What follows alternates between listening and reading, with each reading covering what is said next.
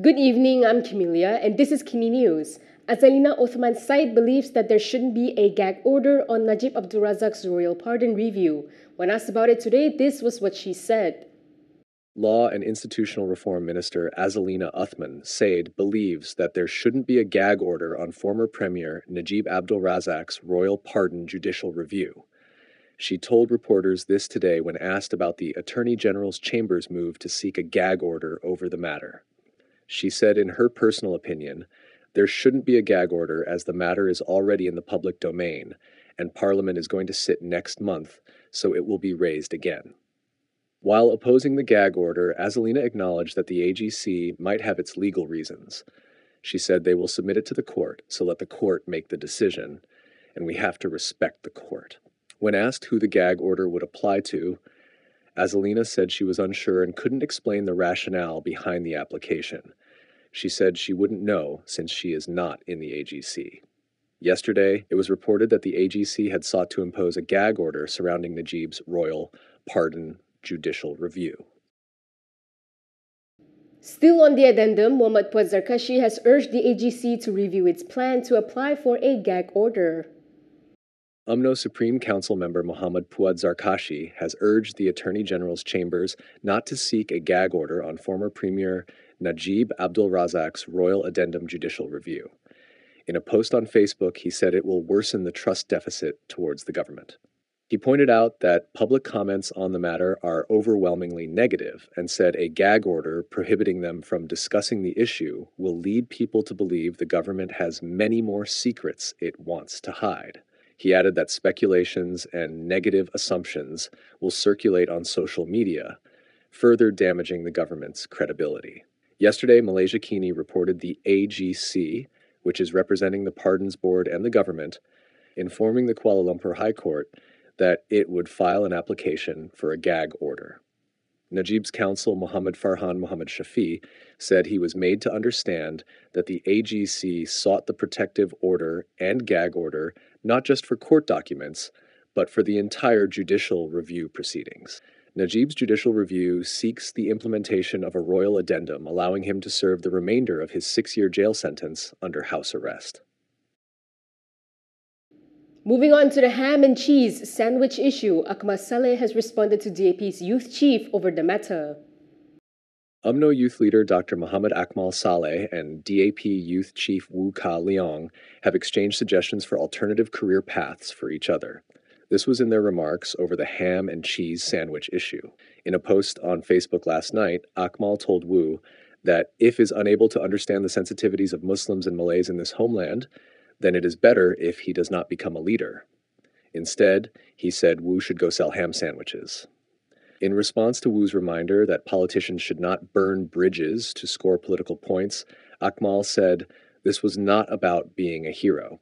He said this is about someone trying to deceive and betray the trust of Muslims by selling products with fake halal labels, even though they haven't obtained any halal certification at all, which is also against the law. Meanwhile, Woo suggested that Akmal quit politics and become an enforcement officer to raid ham-producing factories if he is unable to comprehend simple language.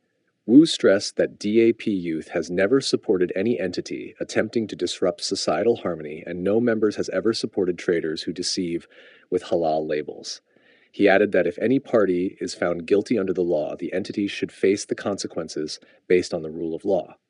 However, Woo pointed out it is essential to wait for investigations to be completed, rather than acting as self-proclaimed heroes or enforcers.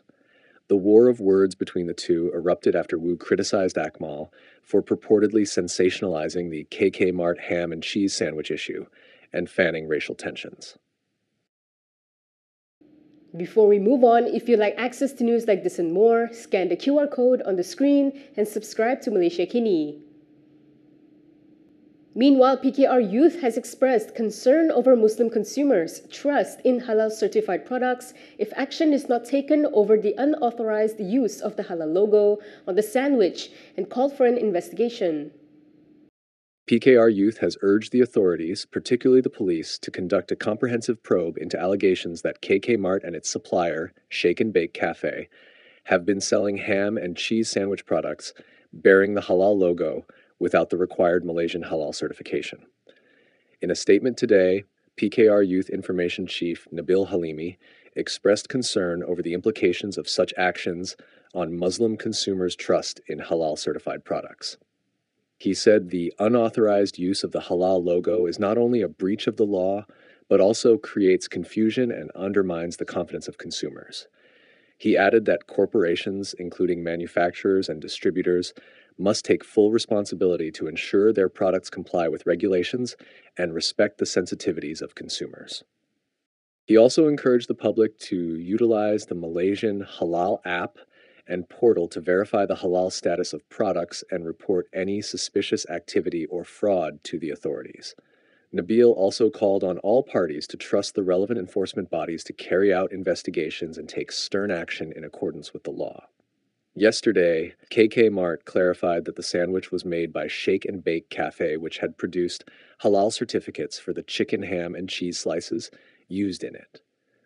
Meanwhile, the Islamic Development Department stated that the sandwich as a whole does not have halal certification, in response to the halal logo being placed on the sandwich's packaging. It added that the manufacturer also did not have halal certification. Police have confirmed that a minister's son accused of threatening his lover to get an abortion secretly married her last year. The son of a minister, accused of threatening his lover to get an abortion, had secretly married his alleged victim last year, according to police.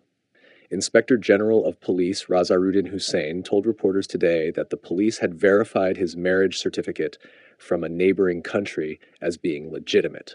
Razaruddin reportedly said that the marriage had taken place in Thailand in September. According to Berita Harian, he said that they had wanted to hide it from their family and friends due to some objections. He added that when the case happened, their friends didn't know, and they didn't want to make this a big deal because they were afraid their families would be upset. He also reportedly said that the investigation into the criminal intimidation case had been completed and has been referred to the deputy public prosecutor in Penang. Previously, a purported report was widely shared on social media, in which a minister's son allegedly threatened a woman he impregnated to get an abortion. Tommy Thomas has failed to recuse the judge in Shahrir Samad's defamation suit against him. Here's more on that. The Kuala Lumpur High Court today dismissed an application by former Attorney General Tommy Thomas to recuse Judge Raz Mawar Rosain from hearing a defamation suit against him. The suit filed by former UMNO Minister Shahrir Abdul Samad against Thomas and 3 others was over alleged malicious prosecution. In making the decision, Raz Mawar said that an unhealthy trend had emerged of litigants seeking to recuse judges from hearing their cases, which is capable of eroding public confidence in the judiciary. She said they are entitled to apply to recuse a judge, but it must be made after considering the harm that it may impose on the integrity of the judiciary and to the administration of justice. She added that the cavalier manner in which the recusal applications were filed and the grounds relied upon were so frivolous and flimsy and may even be considered disrespectful that the entire application borders on contempt of court. Thomas had filed the application on August 26 last year, claiming that Raz Mawar had made numerous baseless findings and contradictory statements to the claims in the lawsuit and the evidence presented in court. However, Shahrir objected to the application, arguing that the judge should not recuse herself simply because Thomas was dissatisfied with her reasoning. Shahrir's lawsuit concerns a case involving a 1 million ringgit check he received from former Prime Minister Najib Razak for restoration work on a housing project in Larkin, Johor. That is all from me today. For more stories, you can go to KiniTv.com. You can also follow us on Instagram, Twitter, YouTube, and Facebook for the latest news updates. I'm Kimilia. Thanks for watching.